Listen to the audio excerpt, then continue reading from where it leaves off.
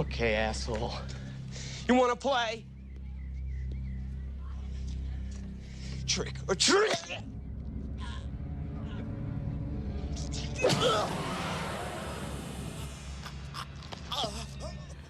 Halloween 5 wasn't just another entry in the franchise, it was a movie built on chaos. The film began without a script. Cameras rolled before the story was complete, and Michael Myers returned once again to stalk his niece Jamie Lloyd. But behind the scenes, a mysterious man appeared without warning. Death scenes were rewritten at the last second, and even Michael's mask was swapped to avoid controversy.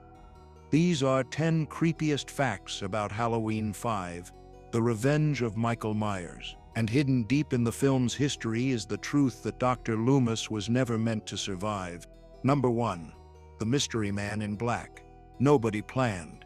In the middle of filming, a new figure suddenly appeared on set, the Man in Black. He wore a long coat, cowboy boots, and carried an aura of menace, yet nobody on the cast or crew knew who he was supposed to be. He wasn't in the script, and no one could explain his connection to Michael Myers. Some actors even admitted they played the character at different times without being told why. The truth is, the Man in Black was created on a whim, added just to set up a future sequel. But when Halloween 5 wrapped, not a single person involved had any idea what his purpose really was. Number 2. Rachel's death was supposed to be far worse. Actress Ellie Cornell was thrilled to return as Rachel Carruthers, the brave heroine who survived the last film, but when she read the script for Halloween 5, her excitement quickly turned to shock. Rachel was killed off early, and her original death was brutally graphic. Instead of being stabbed in the shoulder with scissors, the plan was for Michael to ram them straight down her throat. Cornell refused to accept such a gruesome end for her character and argued with the producers until they changed it. Even so, Rachel's early exit left fans stunned, and the toned-down scene still felt like a cruel waste of a beloved survivor.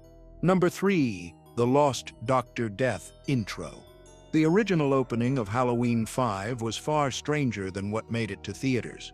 Instead of Michael being nursed back to health by a wandering hermit, the plan was to introduce a new character called Dr. Death. He was an occult practitioner who discovered Michael's body and revived him through rituals. Dr. Death even tattooed the thorn symbol onto Michael's wrist, tying him to a supernatural curse. But the sequence was scrapped after producer Mustafa Akkad rejected it, calling it too bizarre. What audiences saw instead, Michael resting in a shack for a year, may have been simpler, but many fans still wonder how different the film could have been with the occult twist intact. Number 4. Michael versus the SWAT team that vanished. Hidden in early drafts was one of the most action-packed scenes ever written for a Halloween movie.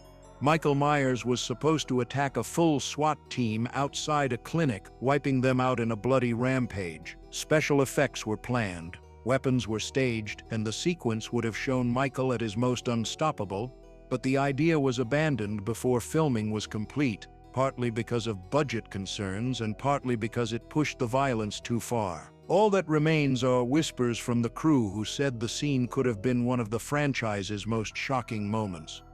Instead, it was buried before fans ever had the chance to see it. Number 5. Too much child violence. Halloween 4 was criticized for not being violent enough, so the filmmakers went in the opposite direction for Halloween 5. But this time, they went too far, especially in scenes involving children. In the infamous laundry chute sequence, Michael was originally shown stabbing Jamie's leg as she tried to crawl away. You can even spot the wound in the final cut, even though the stabbing was removed. Tilly, Jamie's young crush, was also supposed to be hit by Michael's car during the chase. The studio realized these moments crossed a line, so they cut them, but not before hints of the brutality slipped through to the audience. Number 6. Dr. Loomis was supposed to die. For many fans, Dr. Loomis is as essential to the Halloween series as Michael Myers himself. But in Halloween 5, his story was supposed to end. The script called for Loomis to collapse on top of Michael at the finale, dying from exhaustion and injuries while holding the killer down.